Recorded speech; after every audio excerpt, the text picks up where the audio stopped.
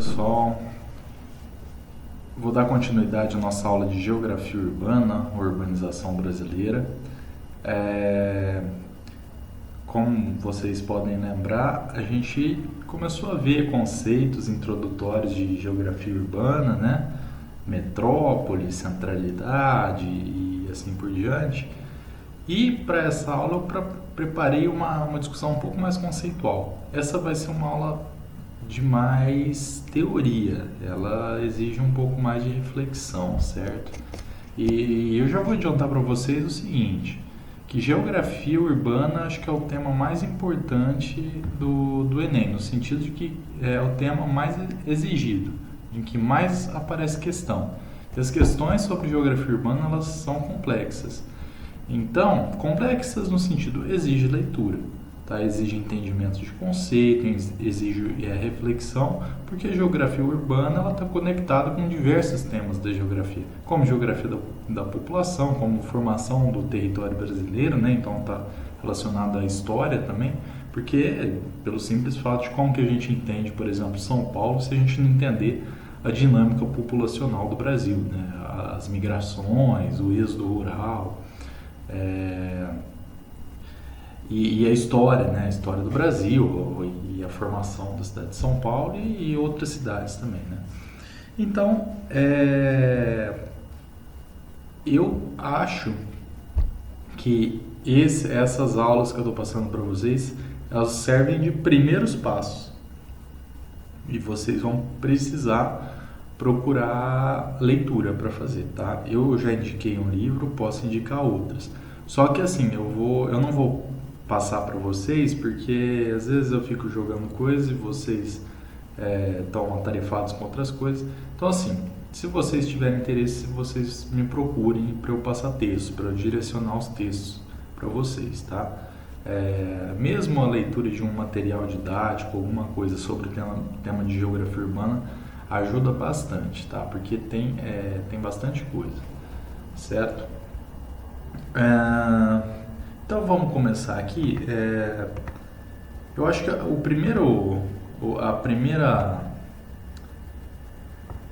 conceito, né, de geografia urbana que a gente tem que entender é a centralidade. Acho que é uma coisa a mais importante. A gente tem que entender o que é centro, né? O que é centro na cidade, o que é centralidade, como que a cidade se forma. E aí eu vou pedir para vocês fazerem um exercício de reflexão, né? A gente está tentando entender, por exemplo, como que a cidade de São Paulo se formou, né? E entender que dentro da cidade de São Paulo existem pequenos outros centros, certo? Então você tem vários pontos centrais da cidade de São Paulo. E o que são esses centros, né? E aqui eu já vou citar um autor importante da geografia, que é o Milton Santos. Já falei dele para vocês. Tá? É um autor que frequentemente os textos dele vêm citado em vestibular, tá? E para quem quiser cursar ciências humanas é um autor bem interessante. O Milton Santos ele vai trabalhar a questão da urbanização brasileira, ele vai falar da relação do local e do global, que significa o que, pessoal? Que para você entender o espaço como um todo, o espaço global, a globalização, você tem que entender o local que você vive. Ele diz, resumidamente, que assim, você entendendo a dinâmica do espaço em que você mora, você consegue entender a dinâmica da totalidade, do mundo. Você tem elementos ali no teu bairro para entender outras questões. Por quê? Porque todos esses elementos eles estão conectados, certo? Então, quando a gente está falando de centralidade, a gente tem que entender que a cidade ela se forma como um ponto de troca. É um ponto, é um local, né? Um ponto no espaço onde as trocas acontecem. Troca do quê? De produtos, ideias, pessoas, capitais. Do ponto de vista do capitalismo, e acho que ele é fundamental para a gente entender a cidade, a gente vai entender que a cidade é um ponto onde existe troca de capital, de dinheiro, certo, pessoal? Ali é onde ocorrem as trocas, onde quem tem dinheiro fica mais rico, né? O ponto central da cidade é importante para isso, porque é ali que se compra e se vende. E é ali que o comércio se estabelece ali, e a partir dessas trocas de capital, capital que eu estou falando é dinheiro, tá, pessoal? Não é capital do país, não. A cidade vai crescendo, as pessoas vão se concentrando naquele ponto, certo? Porque ali tem muita troca de capital e, por consequência, de produto, de ideia, de pessoa, né? Ali começa a surgir oportunidade de trabalho, de estudo, e ali as pessoas vão se concentrando. Se vocês trouxerem essa reflexão para a cidade de São Paulo e o local que vocês vivem, vocês vão perceber que São Paulo não tem uma centralidade só. Tem vários centros, né? E isso como que a gente visualiza? Basta a gente pegar ali, onde que é mais caro para viver em São Paulo. A gente vai perceber que os locais de maior especulação imobiliária, ou seja, os locais que são mais caros, por exemplo, onde o aluguel é mais caro, são os centros, são pontos de centralidade. E quando você se distancia desse centro, os preços caem, né? E aí a gente vai perceber que não só os preços caem, mas os serviços caem, né? Fica mais difícil para você achar transporte, acesso à saúde, à educação. Isso a gente vai entender que quando existe o ponto de centralidade, existe a periferia também, né? Existe os arredores dessa centralidade. E a dinâmica é diferente, certo? Só que aí, por que eu estou falando que quando você entende o seu bairro, o seu local onde você vive, onde você trabalha, você consegue entender essa dinâmica?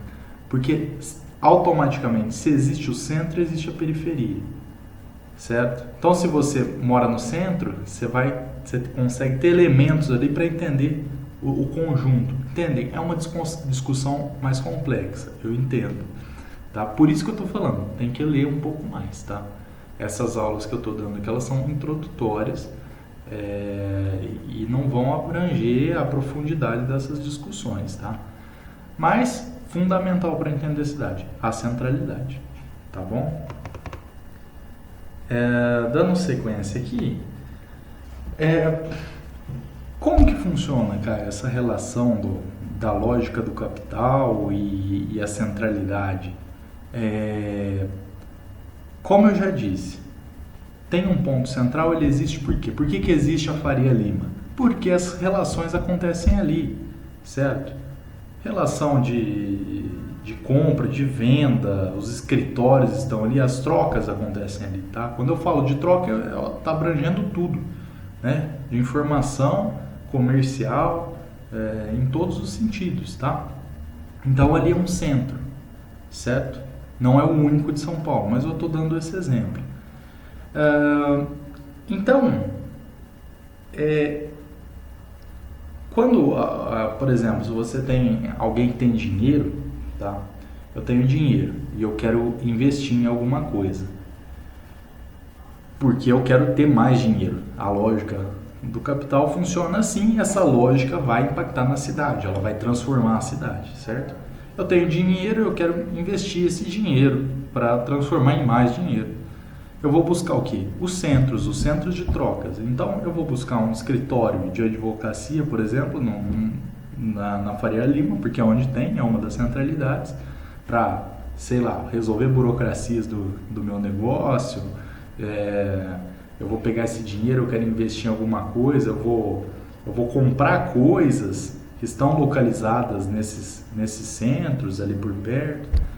Então, vocês entendem que essa centralidade ela tende a sempre a concentrar mais, tem uma maior concentração, porque automaticamente todo mundo que tem dinheiro vai buscar essas centralidades, não vai buscar outros espaços da cidade, vai buscar esses centros de troca, certo? E aí isso vai gerar o quê? Uma maior concentração ali nesse centro. E aí a partir desse centro você vai ter novas criações ali, né? Vão ser criados outras estruturas ali, né? Então, nesse centro vão começar a aparecer, por exemplo, universidades, tá? Vão começar a aparecer unidades de saúde ali nesse centro, porque é onde o capital está acumulando, é onde o capital está girando, certo?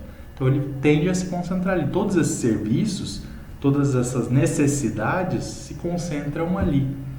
Tá? Então, assim, bem resumidamente, é um modo para a gente entender por que nesse centro existem serviços de todas as formas e no oposto a esse centro a gente não encontra esses serviços. É tão difícil a gente encontrar uma universidade, é tão difícil a gente encontrar um posto de saúde ou um supermercado grande também.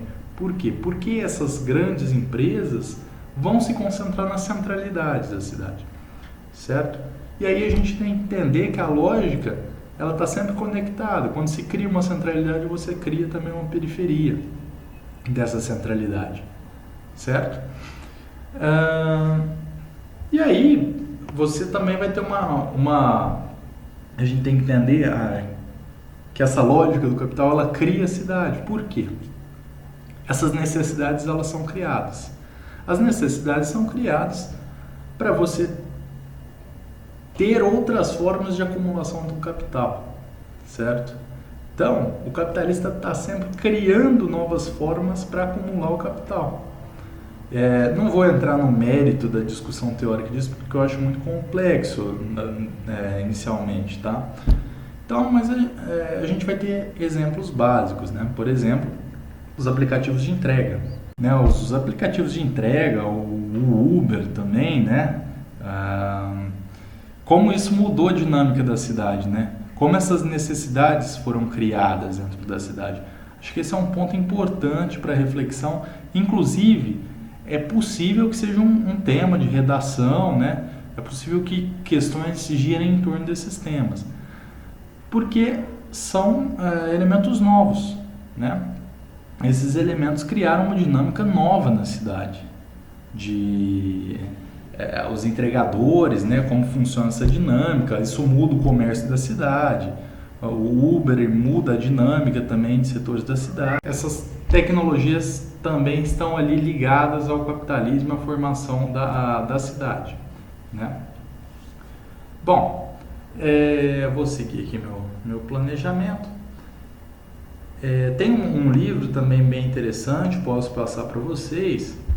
É a lógica da cidade, né? De como ela funciona, né? Por que tem trânsito na cidade, por que aparentemente a cidade é essa loucura, né? Que a gente está acostumado a falar. E aí tem um autor que chama David Harvey, ele é geógrafo e ele fala que o capital é um processo de circulação entre produção e realização. Basicamente é o quê? O capital precisa de fluxo, né? As cidades são esses pontos de acumulação no território e ali os fluxos correm para essas centralidades, né? Então a mercadoria vem, e a mercadoria vem como? De caminhão, pelo transporte, os passageiros vêm por ônibus, por carro. Isso vai explicar um outro elemento, né? Que é o congestionamento, né? O grande fluxo de carros, né? A poluição urbana. Por quê? Porque você tem concentração de capital em determinados pontos do território. Então você tem um grande fluxo de pessoas, de mercadorias, de capital, de informação indo para esse centro. Lembra do que eu disse da Faria Lima? Então tem muito fluxo de gente e mercadoria indo para esse centro. Você gera o quê? Um fluxo muito grande em que a estrutura não suporta, a estrutura viária não suporta, porque não cabe, né? Então você tem congestionamento, tem trânsito, tem problema de poluição, etc. Certo? Então você precisa, no capitalismo e nas cidades, você precisa da circulação. Tem um exemplo melhor que a pandemia e a resistência de quem possui capital em aderir à quarentena. Por que essa resistência? Porque isso para a circulação. Se você para a circulação, você para a acumulação de capital, certo? Basicamente é isso, né? E aí, a partir disso, vão surgir os discursos, as retóricas, tá? Coerentes ou não, sobre a paralisação, se deve parar, se não deve, e vai ter muita empresa quebrando. Mas assim, eu estou falando aqui para a gente entender essa dinâmica. Por que essas empresas quebram ou não? Por que esses discursos? Porque a circulação de capital parou, o fluxo parou. Se o fluxo para, a acumulação para, certo?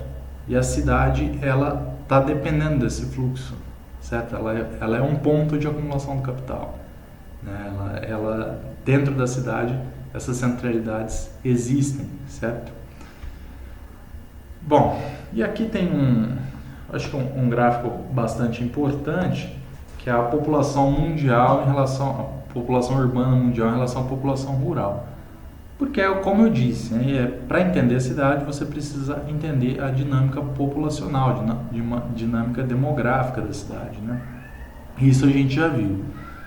Então, se a gente olhar no gráfico, tem uma tendência da população urbana no mundo crescer, né? Tá crescendo sempre. Então, tem muita gente indo para as cidades. Por quê? De novo, porque é nas cidades que as trocas acontecem. Tá? Ah, mas no campo? Não, no campo a dinâmica é diferente da dinâmica urbana. Mas é nas cidades que essas trocas acontecem e por conta dessas centralidades, as pessoas se dirigem à cidade para ter acesso à educação, à saúde, porque está tudo girando em torno da estrutura capitalista, né, de acumulação do capital. Você precisa dessa estrutura para você ter mais acumulação de capital. Compreenderam um pouco? Acho que se vocês compreenderem um pouco dessa discussão, acho que já é bastante, assim, porque eu entendo que é complexa, certo? Mas acho que vocês entenderem a dinâmica da centralidade, da periferia, já é bastante. Tá bom? Então, aí nesse gráfico vai ter, né, a população urbana em 1950 e a população urbana no ano de 2000, por exemplo. Ela quase dobra, né? Quase chega na mais da metade da população mundial vivendo em cidade. A gente já está em 2020 em que você percebe ali 54% da população global vive em cidades, passou da metade. Isso vai gerar uma série de questões, né? De poluição, as cidades não suportam essa quantidade de população dentro das cidades, né? Só que como que você resolve isso? Vocês têm que entender que existe uma dinâmica de atração das pessoas para os centros urbanos. E é uma dinâmica gerada pelo capitalismo. Ele necessita dessas pessoas vindo para as cidades, certo? E daí vão surgir questões sociais graves, né? que o capitalismo não dá conta de resolver, certo? Põe um exercício reflexivo para vocês, tá? Porque a gente tem que pensar a nossa realidade, né? Como a gente vive. Então, o exercício que eu proponho para vocês fazerem mentalmente, tá, gente? Mas ele é um exercício interessante para vocês questionarem a realidade, tá? Por exemplo, no local que vocês vivem, é difícil encontrar serviços? Quais serviços são difíceis de encontrar? Isso que eu disse para vocês faz sentido na realidade de vocês? Vocês se enxergam enquanto morando em centros ou em periferias? Tá? E a periferia por quê? O que você não encontra no local onde você vive e você encontra no centro? Ou vice-versa? Por que, por exemplo, na dinâmica do campo, se vocês tiverem parentes, por exemplo, que moravam no interior, a gente fala mora na roça, né? Sobre o interior tem bastante essa fala. Então, o que você não encontra nas fazendas, na área rural, que você encontra na cidade? E aí o exercício que eu proponho é por quê? Vocês se questionarem o porquê você não encontra tais serviços na zona rural e você encontra na cidade, tá? E tentarem fazer essa reflexão chegando na centralidade, né? E essa centralidade como uma necessidade do capitalista acumular mais dinheiro, dele chegar num ponto e falar, bom, aqui eu vou pôr meu dinheiro e aqui eu vou ter o retorno, eu vou pôr R$50, daqui a um mês eu vou ter 100, tá? Então vocês façam esse exercício. Eu tentei dar uma boa resumida em leituras que eu já fiz, tá? Sobre a cidade, sobre as centralidades, alguns conceitos. Utilizei alguns autores, Se vocês desejarem, vocês me procurem, eu posso passar esses autores, assim como livros didáticos, posso passar algum texto mais didático para vocês sobre as cidades, tá bom? Vou continuar essa discussão em mais uma aula de geografia urbana, tá? Na próxima semana, e vou também fazer uma questão de geografia urbana para vocês, tá? Que vai ter um simulado que a gente vai fazer para vocês, e aí vai ter uma questão de geografia urbana e vai ter uma questão de geografia populacional, tá? Que a gente já viu, tá bom? Acho que é isso. Qualquer dúvida vocês me procurem, tá bom? Um abraço.